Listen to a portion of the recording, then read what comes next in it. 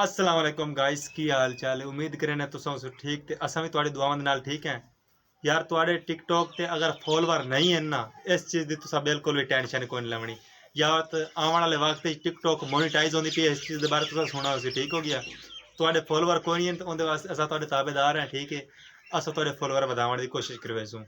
उहदे वास्ते क्या करना उसी भाई असां तुहानू एक वीडियो तुहाडे नां दी बनावांगे ठीक है। उहदे च तुहानू कोई यानी कि पेमेंट देवन दी किसी दी जरूरत कोई नहीं, बिल्कुल फ्री प्रमोटिंग करसो तुहाडी। तुसां की करना उसी तुसां सानू कमेंट करना है हुण यूट्यूब चैनल ते। चैनल सबसक्राइब करसो, वीडियो लाइक करसो, एक प्यारे जे कमेंट करके अपने नां दा दस दसो। थल्ले कमेंट दे विच तुसां मैसेज सानू करसो भाई यार साडी टिकटॉक दी इस नां दी आईडी है ते इस आईडी नू प्रमोट करना है ठीक हो गया। इंशाल्लाह तुहाडी आईडी नू असां बिल्कुल फ्री च प्रमोट करसूं। तुहाडे जिहड़े टिकटॉक ते 10,000 फॉलोवर हो सन वो असा बहुत जल्दी इंक्रीज करवा रहे सो। इस तरीके करवा रहे सो कि असा तुहाडी आईडी दे नाम लिखते अपनी पब्लिक जितने सारे फॉलोवर हैं फैन फॉलोइंग है असा टिकटॉक ते अनाउंसमेंट कर दे सूँ भाई इस बंदे नू फॉलो करो। बहुत बहुत मेहरबानी असी तुहाडी ठीक है।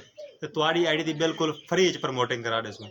उहदे वास्ते तुस के करे सो तुसा साडे चैनल सबसक्राइब करसो, वीडियो लाइक करसो ते प्यारा जिहा कमेंट कर देसो। तुहाडा यानी कि व्यू 1 लाख व्यू जिहड़ा आवे तुहाडे टिकटॉक आईडी ते उस तो बाद तुहाडी मोनेटाइजेशन ओपन हो सी।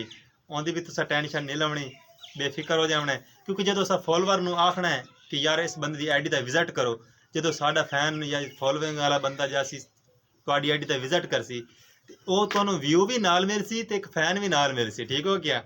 इस तरीके नाल असां तुहाडी हेल्प करांगे ते तुसां बाकी तुसां इस चीज़ की टेंशन बिल्कुल नहीं लवनी कि असां तुहाडी सपोर्ट नहीं करांगे। लेकिन तुसां मैसेज करे सो, सानू कमेंट करे सो, वीडियो लाइक करके कमेंट करे सो तो सानू पता लग सी केड़े बंदे साडी सपोर्ट की थी। असां बैक सपोर्ट दी लाजमन करसो। बाकी गुड हो गया। इंशाल्लाह मिलेंगे किसी नैक्सट वीडियो उतने तक अल्लाह हाफिज़। दुआ में याद रखिया जी।